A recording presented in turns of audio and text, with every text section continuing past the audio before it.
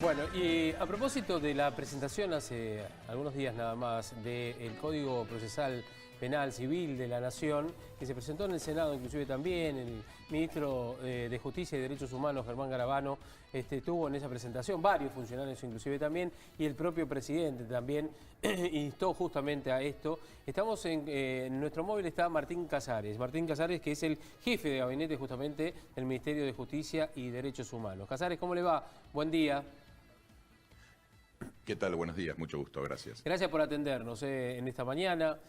Bueno, nos cuenta un poquitito del proyecto, si bien algo se ha hablado, digamos, pero digamos, hay algunos puntos esenciales, sobre todo, que pueden llegar a cambiar o a modificar un poco, obviamente, la legislación argentina, ¿no? Totalmente. Bueno, justamente el lunes el ministro y una comisión de expertos formada por 21 académicos, jueces y abogados especialistas en derecho procesal, civil y comercial le han presentado al presidente de la Nación el nuevo proyecto de Código Procesal Civil y Comercial.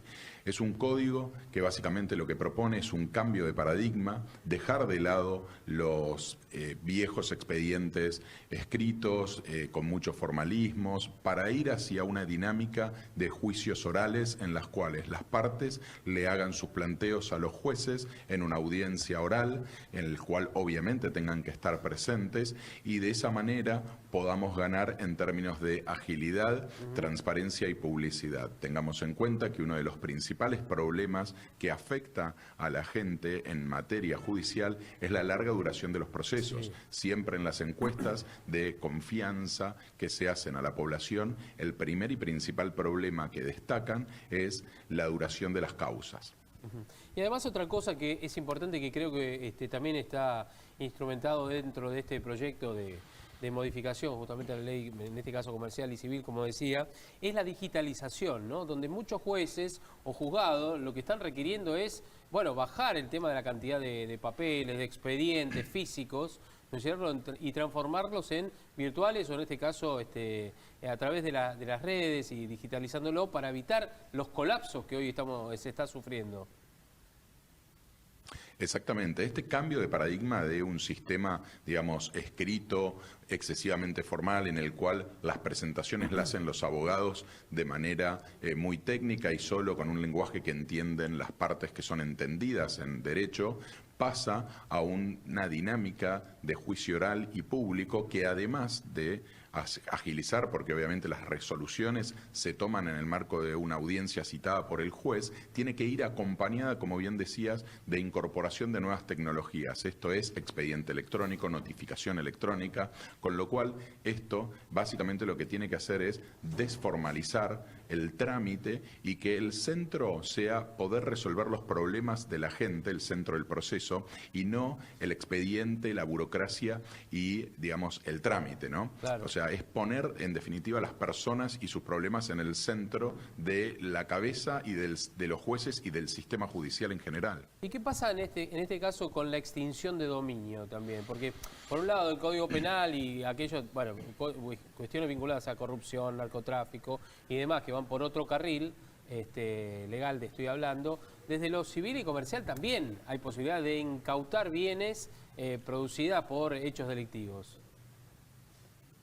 Por supuesto, este código incorpora dentro de su articulado la figura, digamos, de la extinción de dominio, que es esta cuestión no penal, pero que se relaciona con la existencia de una causa penal por hechos de corrupción o de narcotráfico, y da la posibilidad a los jueces civiles y comerciales de poder, digamos, extinguir el dominio. Esto es la relación que hay entre el imputado que ha cometido esos delitos y los bienes que son básicamente producto del crimen organizado y del delito. De esta manera lo que se hace es se incorporan esos principios que el presidente terminó sacando por un decreto en el propio Código Procesal Civil y Comercial, estableciendo una forma rápida de hacerse de los bienes para obviamente que vuelvan a la sociedad, para que tengan utilidad pública. Ahora, se ha intentado tratar el año pasado en el Congreso, quedó un poco trabado el tema.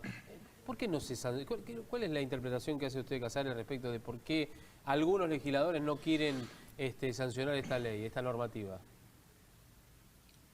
Bueno, la verdad que se pudo se podría haber trabajado más, pero se trabó en posiciones que eran irreconciliables y entonces lo que terminó pasando es que había un proyecto que estaba avanzando en el marco de la Cámara de Diputados y otro en el Senado. Obviamente no eran el mismo proyecto y no tenían demasiados puntos en común por distintas visiones, también intereses en conflicto. Y bueno, la cuestión es que no se pudo destrabar nunca el tema en el Congreso, por eso el presidente, teniendo en cuenta que es una herramienta fundamental para la lucha contra el narcotráfico, la corrupción y el crimen organizado, tomó la determinación de sacarlo por decreto y ya está funcionando. Ya está funcionando de una manera, pero digo, porque hubiera sido preferible que los mismos legisladores, ¿no es cierto?, se pusieran de acuerdo y sacaran una ley, no por DNU. Bueno, por supuesto, siempre nosotros hemos hecho el intento y hemos tratado de trabajar todos los temas con el Congreso, lógicamente. Claro. Sí, coincido. Exactamente. Y le pregunto, a propósito, aprovechamos su amabilidad, ¿el Código Penal Juvenil va a ser reformado? ¿Hay tiempo para hacerlo? ¿Cree que es una discusión que, bueno, será para otra etapa de la Argentina? Bueno, nosotros estamos, seguimos trabajando y seguimos instalando temas y enviando proyectos al Congreso.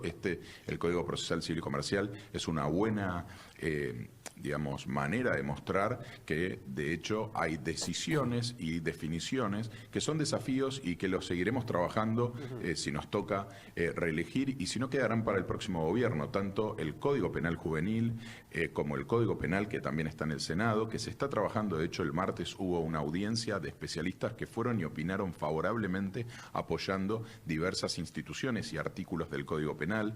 Son temas que obviamente son deudas pendientes de nuestro país de hace mucho tiempo en el tema del régimen penal juvenil, de hace más de 30 años, en una situación en la cual no se está cumpliendo con los derechos constitucionales de los niños y que además el régimen no aparece como efectivo en términos de prevención ni de sanción de los delitos cometidos por aquellos chicos que están en conflicto con la ley penal. Son deudas que esperemos se puedan seguir trabajando más adelante con nosotros reeligiendo o con un futuro gobierno. Finalmente está confirmado, ¿no?, lo que se había mencionado, que el Ministerio de Justicia se va a trasladar a uno de los edificios de la ESMA, en un costado, digamos, contiguo al edificio central de la ESMA. Exactamente, salió publicado esta semana en el Boletín Oficial. La sede principal del Ministerio de Justicia, que actualmente estaba en Sarmiento 329, a pocas cuadras de la Plaza de Mayo, se trasladará a el predio de la ex ESMA en un edificio que se llamará Raúl Alfonsín, en homenaje al expresidente que entendemos tuvo una gran labor en materia de derechos humanos. ¿Esto cuándo ocurriría? Bueno, se está finalizando la obra, dentro de poco se va a inaugurar parte del edificio y cuando esté terminado, nos mudaremos todos. Recordemos que ya tenemos oficinas en el predio de la ex ESMA, no solo de la Secretaría de Derechos Humanos, sino del propio ministro. Y Casares, la última, le pregunto. Creo que la sensación que hay hoy por hoy, la justicia, más que nada los jueces en especial, siguen en deuda con la sociedad, ¿no es cierto?, en cuanto al descreimiento que hay, ¿no es cierto? En un rating que podemos hablar, es uno de los sectores con menor capacidad de confiabilidad, por lo menos para la gente común, ¿no es cierto? Y por estas horas se habla de que, de acuerdo a lo que ocurrió en las PASO, bueno, los jueces aparentemente en su fallo y demás están como dando vuelta hacia el otro lado, ¿no es cierto? Muchos de los fallos, muchos de los procesamientos, se presume que van a empezar a liberar a algunos de los detenidos, en especial de las causas de corrupción. ¿Por qué pasa esto? ¿Por qué los jueces, uno siente que se van acomodando a la temperatura política o al color político de quien está por ganar o de quien ganó? Bueno, realmente es una deuda pendiente de nuestros sistemas reformarse hacia sistemas orales, como el sistema que planteamos para civil y comercial, como el sistema acusatorio que ya se está aplicando en Salta y Jujuy, donde la justicia tenga resoluciones de una manera más transparente, más pública, en el marco de audiencias en las cuales la sociedad, el periodismo, pueda estar presente. De esta manera me parece que estaríamos corriendo un velo que hoy deja bajo sospecha, la toma de decisiones en algunos momentos que pueden ser importantes en términos políticos. No debiera ser esto así, puede ser que haya casos que así sea, en esos casos, porque hay que estudiar realmente los expedientes, si esa decisión era oportuna en ese momento y si la definición que toma el juez o el fiscal se está haciendo acorde a la prueba y al Estado de Derecho, a las leyes, ¿no? Sí. En el caso de que no sea así, es el Consejo de la Magistratura quien tiene que intervenir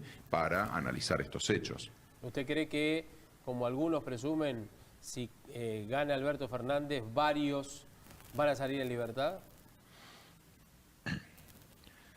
No creo, la verdad que sería apresurado de mi parte de darle una opinión porque no tenemos desde el Poder Ejecutivo el conocimiento de las causas, ¿no? Para poder opinar, tendría que tener un estudio y un análisis pormenorizado, porque tengamos en cuenta que las prisiones preventivas tendrían que ser, digamos, la excepción y no la regla en el marco de las causas penales, teniendo en cuenta las características, no solo de los hechos, sino de las personas, porque un magistrado puede ordenar la detención preventiva de una persona que jurídicamente continúa siendo inocente frente a determinados supuestos. Esto es el peligro de que esa persona se pueda fugar, digamos, y que en definitiva llegada a la sanción no sea efectiva porque no se pueda aplicar, o que pueda entorpecer el accionar de la justicia. Esto es la investigación. Bajo estos supuestos es que un magistrado está en condiciones de dictar una prisión preventiva, pero de vuelta tendría que ser la excepción y no la regla. Exactamente. Casares, le mandamos un abrazo y muchas gracias por atendernos en esta mañana. No, muchas gracias a ustedes, saludos a la audiencia y a disposición. Gracias, muy amable. Gracias por esta charla.